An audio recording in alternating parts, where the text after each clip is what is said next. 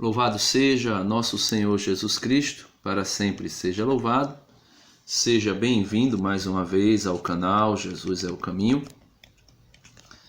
E meu irmão, esse vídeo aqui é para dar uma explicação sobre uma passagem que um irmão aqui inscrito no canal perguntou, que é a passagem de Gálatas capítulo 2, versículo do 11 ao 21. Mas a parte que mais levou à discussão entre Pedro e Paulo foi do versículo 11 ao versículo 14. Eu vou ler esse trechinho. Então eu vou dar uma lida nesse trechinho, que é onde é acalorada a discussão, e depois eu vou falar um pouco sobre isso aqui, porque muitas vezes as pessoas pensam que Pedro e Paulo tiveram uma discussão doutrinária, como se Paulo acreditasse numa doutrina e como se Pedro acreditasse em outra doutrina. E para a gente compreender isso, a gente vai ter que dar uma passadazinha em outros textos outros textos bíblicos, não somente aqui de Gálatas, tá certo? Eu espero que o vídeo não fique longo, mas se ficar, eu peço que o irmão tenha paciência, porque para mim, quanto mais detalhado eu fazer essa explicação, para mim é melhor, porque eu sei que vai ficar mais fácil a compreensão, porque isso aqui levou muitas discussões, principalmente o pessoal protestante tem usado muito desses textos para falar que a Igreja Católica acredita na salvação pelas obras da lei, e muitas vezes criticam a Igreja Católica de um pelagianismo ou um semi-pelagianismo, E a gente vai ver que não é, aqui a discussão aqui não é sobre doutrina, mas sobre comportamento, sobre uma questão ética e moral que Pedro infringiu, Então vamos lá. Diz assim o texto, Deixa eu rezar melhor. Em nome do Pai, do Filho e do Espírito Santo. Amém. Vinde, Espírito Santo, enchei os corações dos vossos fiéis e acendei neles o fogo do vosso amor. Enviai, Senhor, o vosso Espírito, e tudo será criado, e renovareis a face da terra. Em nome do Pai, do Filho e do Espírito Santo. Amém. Diz assim o texto de Gálatas, capítulo 2, versículo 11. Quando Cefas, Pedro, Quando Cefas veio a Antioquia, eu o enfrentei abertamente, diz Paulo, porque ele se tornara digno de censura, Digno de censura. A questão da atitude de Pedro. Com efeito, antes de chegarem alguns vindos da parte de Tiago, ele comia com os gentios, mas quando chegaram, ele se subtraía e andava retraído, com medo dos circuncisos. Os outros judeus começaram também a fingir junto com ele. Então, alguns que eram judeus, que estavam com Pedro, então outros judeus que estavam com Pedro começaram também a fazer a mesma coisa que Pedro fez, mudar completamente a atitude depois que chegou alguns que vieram da parte de São Tiago,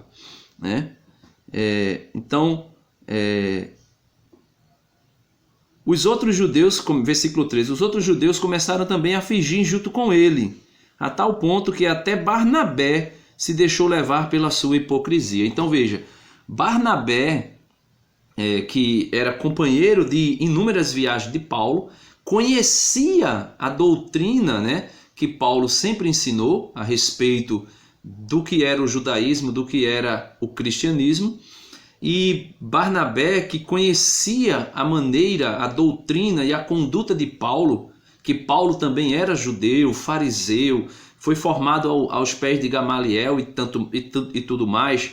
Então Paulo era mais judeu do que qualquer um que nós pudéssemos imaginar entre os apóstolos, principalmente que ele chegou a perseguir a igreja por causa do seu zelo pelo judaísmo.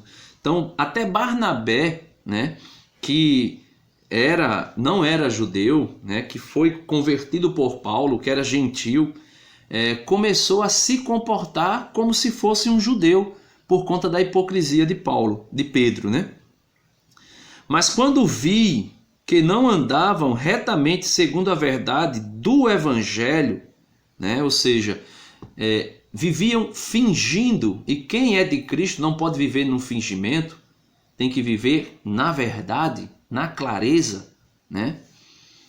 Eu disse a Pedro diante de todos: se tu, sendo judeu, vives à maneira dos gentios e não dos judeus, por que forças os gentios a viverem como judeu?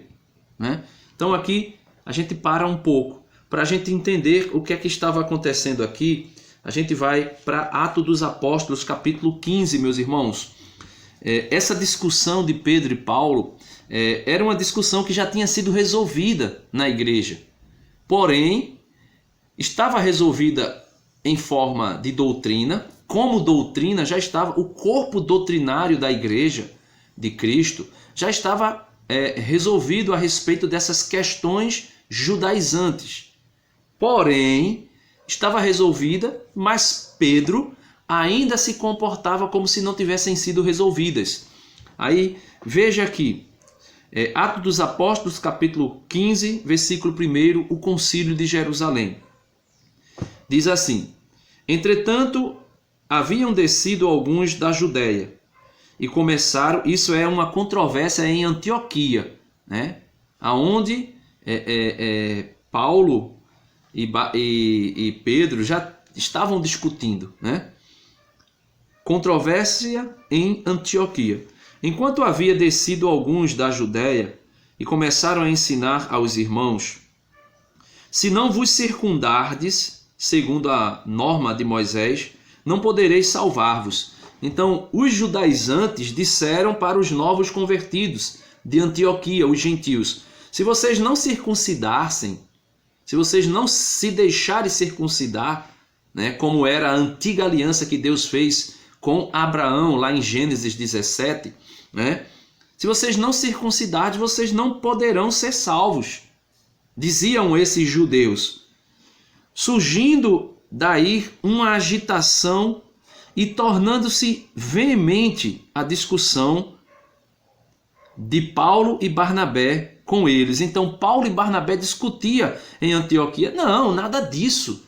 Para ser salvo, ninguém precisa se circuncidar, não, né?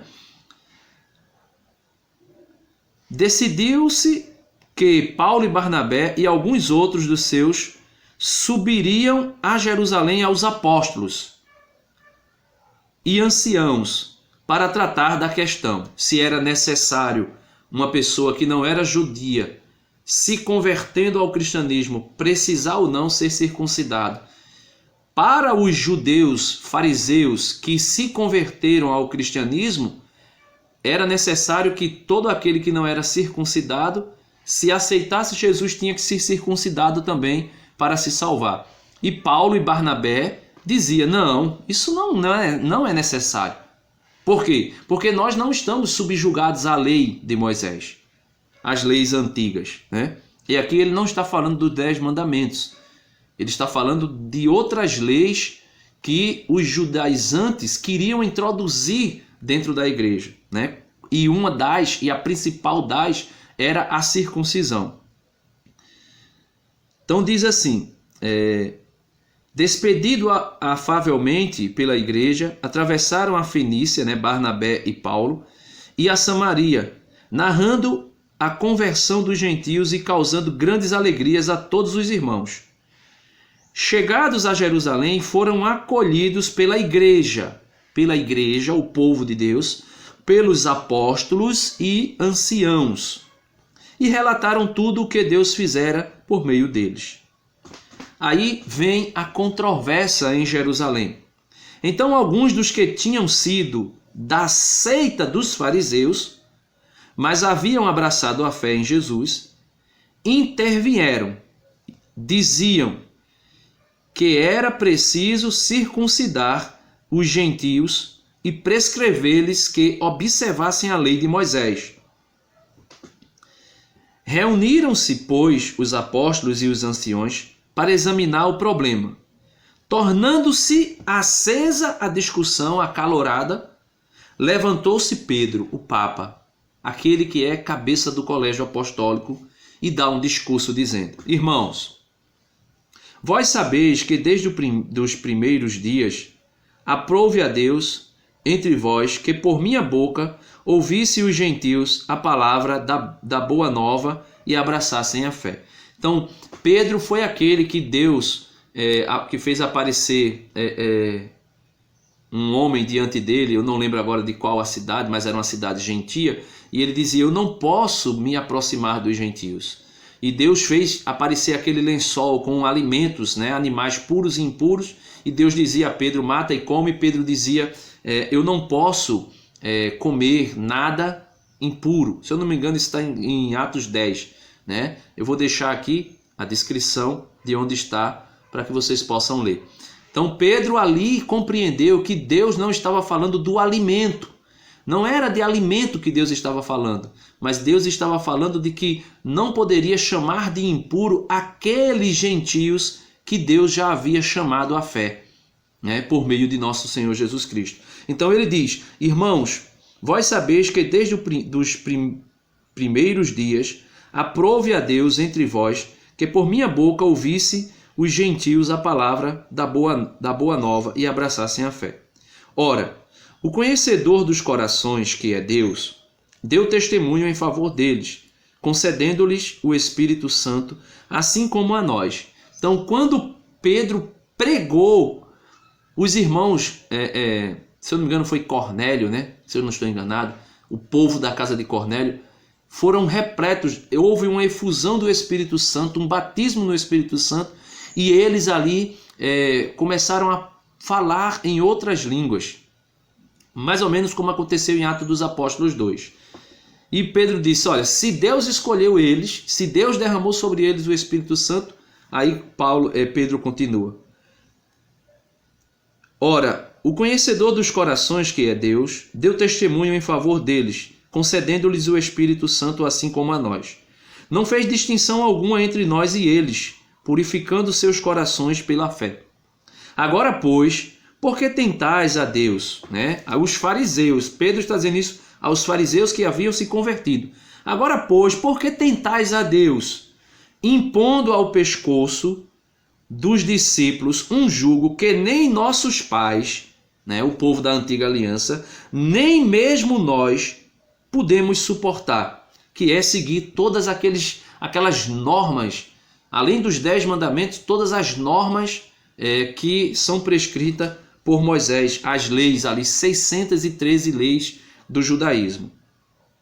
Aí Pedro continua: ao contrário, é pela graça do Senhor Jesus que nós cremos ser salvos, da mesma forma que eles. Então é pela graça, eles acreditaram, é pela graça.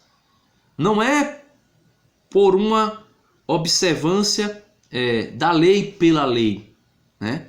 Lógico que a gente vai ver, e a igreja deixa claro isso ao longo da história, que nós precisamos seguir os 10 mandamentos como moral, ética cristã, e também como condição para a salvação. Porque o que adianta alguém dizer que ama a Deus, mas odeia o seu irmão? Já dizia São João. O que adianta alguém dizer que ama a Deus, mas não cumpre os mandamentos de Deus? Né? Disse próprio Jesus. Então toda a assembleia silenciou e passaram a ouvir Barnabé e Paulo, narrando quantos sinais e prodígios Deus operava entre os gentios por meio deles. Então Barnabé e Paulo, né, começaram a narrar o que Deus havia feito entre os gentios. Então a discussão aí, né, o pessoal ficou acolorado, todo mundo silenciou depois do discurso de Pedro, porque o discurso de Pedro foi suficiente para colocar ali um limite à discussão e mostrar que Deus não faz distinção de pessoas e que não há necessidade de ninguém ser circuncidado para ser salvo ou cumprir outros preceitos da lei de Moisés, como a circuncisão ou outras questões básicas que são tanto alardeadas pelos judaizantes dentro da igreja primitiva e também pelos fariseus, né? Então Tiago também dá um discurso, né? Quando cessaram de falar, né, Barnabé e Paulo, Tiago tomou a palavra dizendo, né? Então Pedro falou, todo mundo silenciou. A palavra do Papa dá fim, coloca fim à discussão. Aí Barnabé e Paulo começam a falar de novo das coisas que eles fizeram e das coisas que Deus havia feito entre os gentios, principalmente em Antioquia. Aí Tiago, quando eles terminam de falar, Tiago toma a palavra, né? São Tiago apóstolo. Quando cessaram de falar, Tiago tomou a palavra dizendo: irmãos, escutai-me. Simão, veja, ele concorda com Pedro. Simão acaba de expor-nos como Deus se dignou, desde o início, escolher dentre os gentios um povo dedicado ao seu nome. Com isto, concordam as palavras dos profetas, segundo o que está escrito.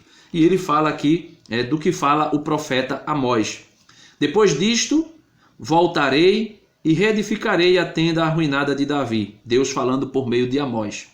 Reconstruirei as suas ruínas e a reerguerei, a fim de que o resto dos homens, ou seja, os judeus e os gentios, aqueles que não são da linhagem de Israel, a fim de que o resto dos homens procurem o Senhor, assim como todas as nações dedicadas ao meu nome. Diz o Senhor que fez estas coisas, conhecida desde sempre. Aí São Tiago diz: olha, vocês viram o que Pedro disse? O Senhor está preparando um povo novo, que é exatamente aquilo que Paulo já tinha dito antes. Não há mais nem judeu, nem livre, né? Nem judeu, nem grego, nem escravo, nem livre, porque todos em Cristo formam um só povo. Então, São Tiago está dizendo, olha, o que Pedro disse, eu assino embaixo, é o que os profetas disseram. Deus vai constituir um povo novo em Jesus Cristo. E ele continua, versículo 19 de Atos 15. Eis porque pessoalmente, ele está dizendo, Tiago, eis porque eu pessoalmente julgo que não se devam molestar aqueles que dentre os gentios se converteram a Deus. Então Tiago está dizendo, olha, nada de colocar aquele mesmo fardo que Pedro havia dito, que nem nossos pais, nem nós mesmos conseguimos observar, de tantos preceitos e tantas leis. São 10 mandamentos de Deus, mais 613 leis secundárias. Então Pedro disse, a gente não tem como colocar esse jugo em cima dos irmãos. Foi exatamente aquilo que Jesus condenou nos fariseus, quando disseram, olha, vocês colocam um jugo, fardos pesados nas costas dos outros, mas não usam um dedo sequer para ajudá-los a carregar, a mover esses fardos. Então Pedro disse, nós não podemos colocar esse fardo sobre eles. Tiago também diz, nós também não devemos colocar esses fardos sobre eles. Aí no versículo 20 de Atos 15, São Tiago diz assim, mas se lhes escreva que abstenha do que está contaminado pelos ídolos. Aí Tiago diz assim, olha, porém eu peço a vocês que vocês escrevam para os gentios que eles se abstenham de quê? Das carnes sacrificadas aos ídolos. Por qual motivo? Aí você dá uma assistida nesse vídeo aqui, ó. Vou deixar a descrição aqui e você dá uma assistida nesse vídeo aqui, né? Por quê? Alguém pode até pensar que há, como está dito aqui no vídeo, uma controvérsia entre Paulo e Tiago, né? Que Tiago pensa uma coisa e Paulo pensa outra, e você vai ver o vídeo, você vai saber que não, né? Então São Tiago diz, mas se lhe escreva que se abstenham do que está contaminado pelos ídolos, ou seja, as carnes sacrificadas aos ídolos. Das uniões ilegítimas, isso está em Levítico 18, todas aquelas práticas sexuais que são ilegítimas, que não convém ao cristão, que é imoral. Lá em Levítico 18 você vai ver lá, não se deitar com a esposa do seu pai, como o próprio Paulo, na primeira carta aos Coríntios, excomunga um jovem na igreja de Corinto, que estava tendo relações sexuais com a mulher do seu pai, ou seja, com a sua madrasta, né? Toda e qualquer espécie de fornicação e impureza sexual. E aí tá tudo ali em Levítico 18. Você pode ver aqui Levíticos 18. Você vai ver as uniões ilegítimas que São Tiago diz. Aí ele fala das carnes sufocadas, quando eram feitos sacrifícios a ídolos, a deuses pagãos, era feito um sufocamento. Até hoje ainda existem algumas religiões que não são cristãs né, principalmente as religiões ali afrodescendentes, elas fazem sacrifícios com animais sufocados, né? Então, abster-se das carnes sufocadas e do sangue, né, que era um costume judaico não comer sangue. Porém, por que São Tiago está dizendo isso aqui, meus irmãos? É porque se a pessoa praticar algo disso aqui, vai ser condenado ao inferno? Volto a dizer, veja esse vídeo aqui e você vai entender, tá certo? Veja esse vídeo aqui. Ele diz, com efeito, desde as antigas gerações, tem Moisés em cada cidade seus pregadores, que o leem nas sinagogas todos os sábados. Então, essa era a discussão ali em Jerusalém, e esse foi o grande motivo para aquela discussão em Antioquia, quando Paulo censura Pedro. Por quê? Volta lá para Gálatas, carta aos Gálatas, capítulo 2, versículo 11. Quando diz assim, ó, mas quando Cefas veio a Antioquia, eu o enfrentei abertamente, porque ele se tornara digno de censura. Com efeito, antes de chegarem alguns vindos da parte de Tiago, que foi aquele que tinha prescrito, né, pedido para se escrever a carta, e a gente vai ver a carta daqui a pouco que foi escrita, lá em Atos dos Apóstolos, aquela carta que foi prescrita, foi Tiago que pediu para prescrever. Então, Pedro, quando estava em Antioquia, comia de tudo que era colocado na mesa. E eu volto a dizer, meus irmãos, não existe problema em comer qualquer coisa que seja. Basta que você veja esse vídeo aqui. É um pouco longo, mas tenha paciência e assista esse vídeo. Você vai compreender que não existe problema algum em comer qualquer coisa que seja, independente de onde venha, de seitas, de sacrifícios, de tudo, contanto que você não faça escandalizar aqueles que têm a fé ainda iniciada. Então, o que é que acontece? Quando Pedro chegou em Antioquia, Pedro comia de tudo que era posto à mesa. Pedro se comportava como se fosse alguém ali entre os gentios que comiam de tudo, que sentavam na mesa, que se alimentavam, sem fazer distinção alguma de alimento. E o apóstolo Paulo vai falar disso. E esse vídeo aqui que eu coloco é exatamente para falar da posição de Paulo, que não é contrária à posição de Tiago, que não é contrária à posição de Pedro, mas que pede-se apenas que não sirva de escândalo a liberdade que eles tinham. Então veja, Paulo sentava à mesa com os gentios, melhor dizendo, Pedro sentava à mesa com os gentios, comia e bebia de tudo que era posto à mesa, como diz São Paulo aos Coríntios, no capítulo 8, né, capítulo 8 e 10, né, da carta aos Coríntios, e está aí no vídeo que eu estou mandando vocês verem, mandando não, né, pedindo para vocês assistirem. Eles comiam e bebiam de tudo. Porém, antes de chegar, alguns vindos da parte de Tiago. Mas quando chegaram, ele comia com os gentios. Mas quando chegou esses, né? Mas quando chegaram, ele se subtraía, ou seja, ele saiu de fininho. Ele saiu de fininho. E andava retraído, né? E andava por ali todo acanhado, como se não estivesse participando daquelas refeições que era feita.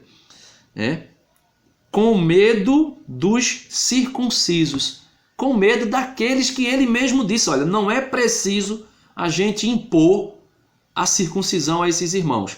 Porém, como foi pedido para se abster da carne sacrificada aos ídolos, se abster dos animais, das carnes de animais sufocados, se abster do sangue e se abster das uniões ilegítimas, como foi dito isso, e com certeza Pedro em Antioquia estava comendo de tudo, iria ser censurado por aqueles que vieram da parte de Tiago, ele sai.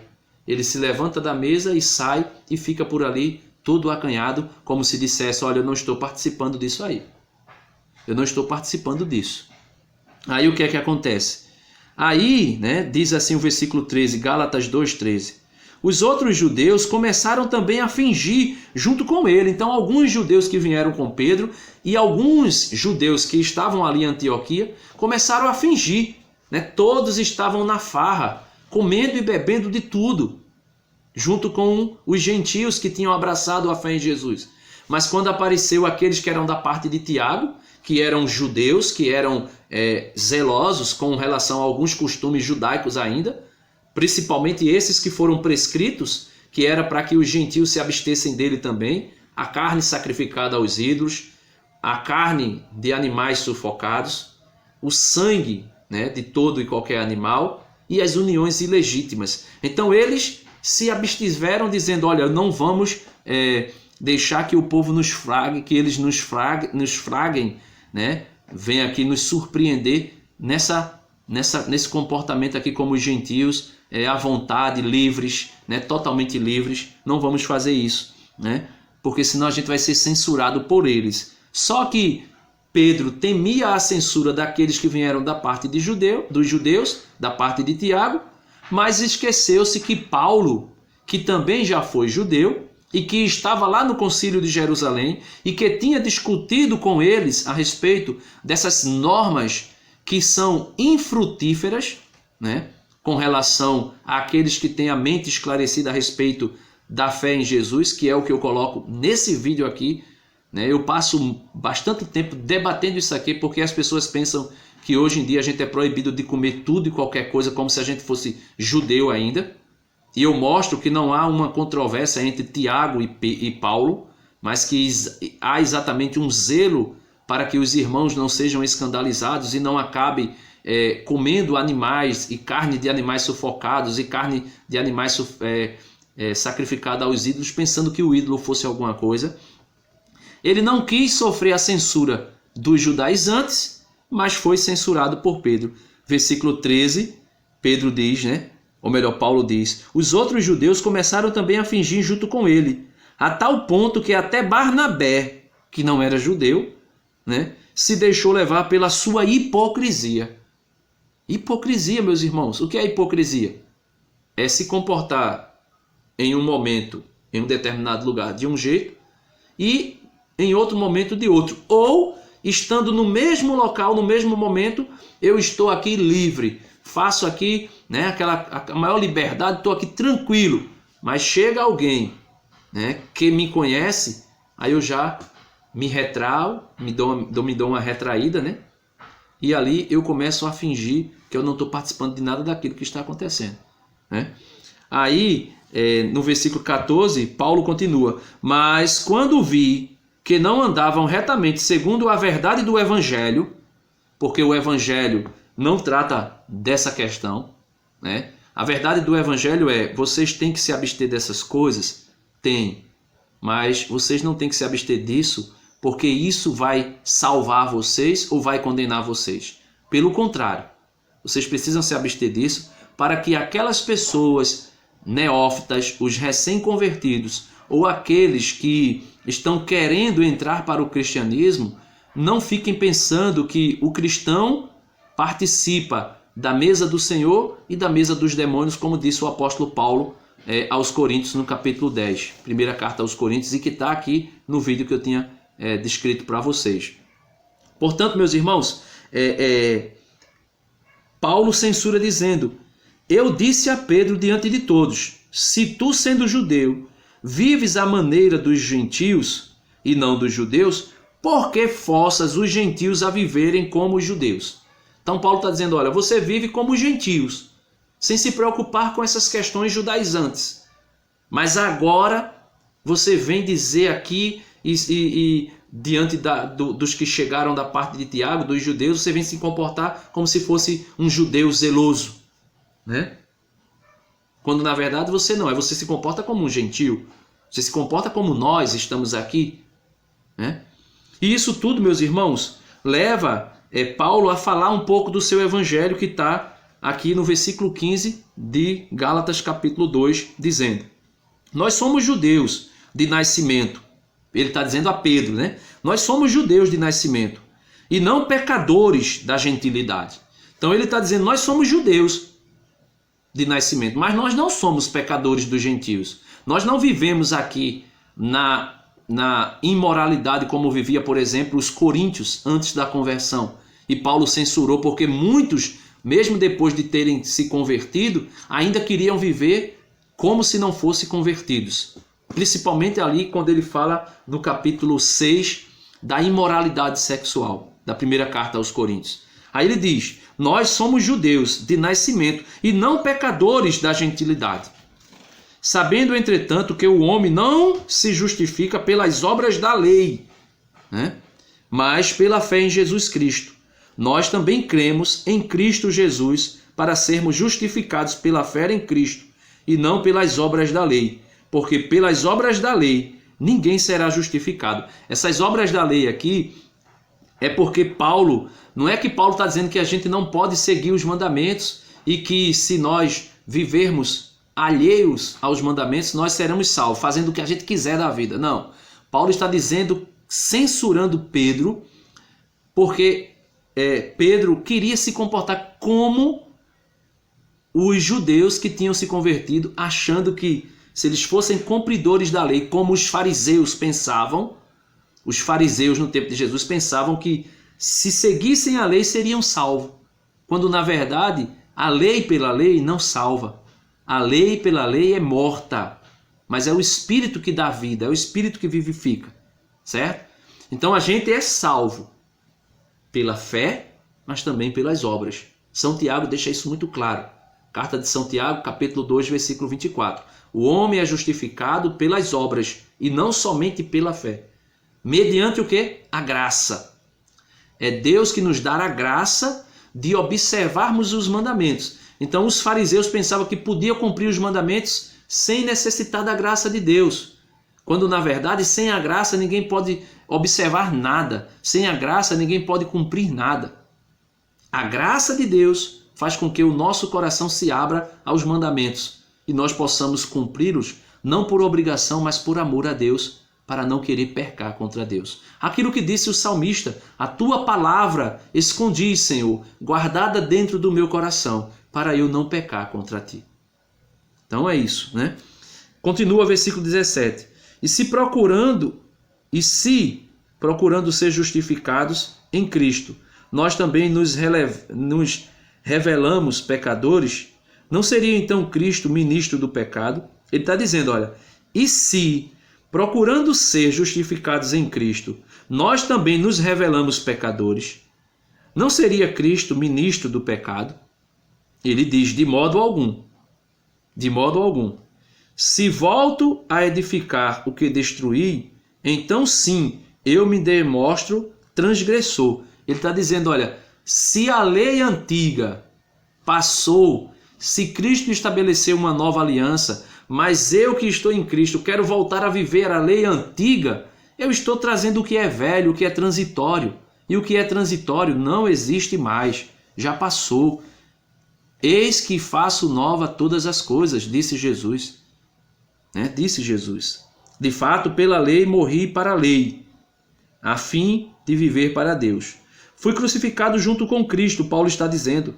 Já não sou eu que vivo, mas é Cristo que vive em mim. Minha vida presente na carne, vivo-a pela fé no Filho de Deus, que me amou e se entregou a si mesmo por mim. Não invalido a graça de Deus, porque se é pela lei que vem a justiça, então Cristo morreu em vão.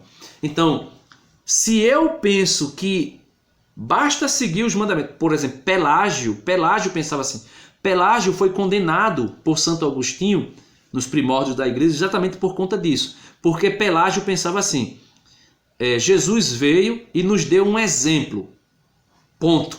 Nós não precisamos de Jesus Cristo para nada, nós não precisamos da graça de Cristo. Ele deu o exemplo de como é ser de Deus.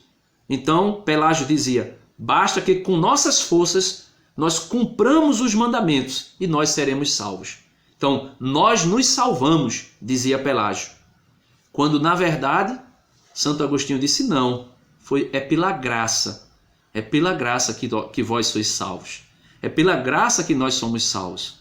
Se nós cumprimos os mandamentos, é porque Cristo nos dá a graça habitual no batismo e as graças atuais, né, que são aquelas que Deus infunde, derrama sobre nós constantemente, diariamente, a todo instante, para nós conseguirmos cumprir os mandamentos. Ou seja, eu cumpro os mandamentos mediante a graça. O mérito não é meu, o mérito é de Deus. Agora, se eu penso como Pelágio em cumprir os mandamentos unicamente por meus méritos, porque eu sou forte, porque eu sou bom, porque eu sou grande, porque eu sou importante, eu não posso ser salvo nunca. É isso que ele está dizendo. E se eu pensar como Pelágio, Cristo morreu em vão. Cristo morreu em vão, né? E aqui existem algumas religiões, né? Por exemplo, as religiões que acreditam na reencarnação, por exemplo, eles deixam o sacrifício de Cristo de lado, porque eles pensam que eles mesmos vão se aperfeiçoando por conta própria.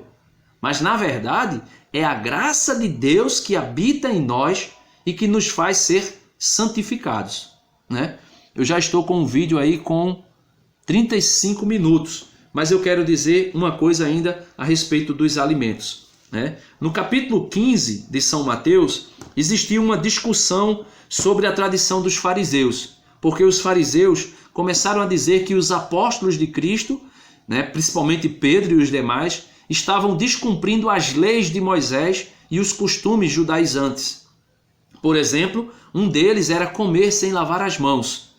E a partir do versículo 10, Jesus diz assim: em seguida, chamando para junto de si a multidão, disse-lhes, né, Jesus: ouvi e entendei, não é o que entra pela boca do homem que o torna impuro, mas é o que sai da boca, isto sim o torna impuro.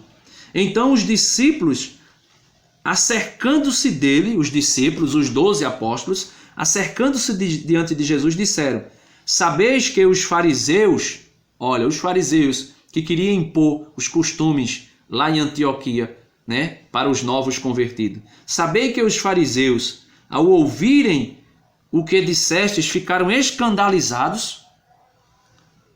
Ele respondeu-lhes: toda planta que não foi plantada por meu Pai Celeste será arrancada. Deixai-os, são cegos conduzindo cegos. Ora, se um cego conduz outro cego, ambos acabarão caindo no buraco. E Jesus diz, de maneira expressa para mim e para você, para os crentes de Antioquia, para todos aqueles que abraçaram a fé. Pedro, interpelando, pediu-lhes: explica-nos a parábola. Qual parábola? Jesus disse: não é o que entra pela boca que contamina o homem, mas é o que sai da boca. Aí Jesus disse: nem mesmo vós tendes inteligência? Não entendeis que tudo que entra pela boca vai para o ventre, para o estômago, e depois vai ser evacuado na fossa? Mas o que sai da boca procede do coração, e isto é que torna o homem impuro. Com efeito, é do coração que procedem mais inclinações: assassínios, adultérios, prostituições, roubos, falsos testemunhos, difamações. São estas coisas que tornam o homem impuro. Mas comer sem lavar as mãos não torna ninguém impuro, disse Jesus. Então a discussão ali entre Pedro e Paulo não foi porque estavam comendo alguma coisa, porque o que come não torna ninguém impuro. E no vídeo que eu pedi para vocês assistirem, eu deixo claro: comer alguma coisa sem lavar as mãos, ou comer qualquer coisa, mesmo que tenha sido sacrificada aos ídolos, não torna ninguém impuro. Apenas Tiago e os apóstolos e os anciões pedia que os irmãos se abstessem daquilo, exatamente porque Paulo explicou na primeira carta aos Coríntios, no capítulo 8, 9 e 10, que aquilo iria provocar escândalo, como Pedro provocou um escândalo mesmo estando sentado à mesa. Pedro estava em Antioquia sentado à mesa, comendo e bebendo de tudo, mas quando se aproximou os judaizantes, Pedro se afastou.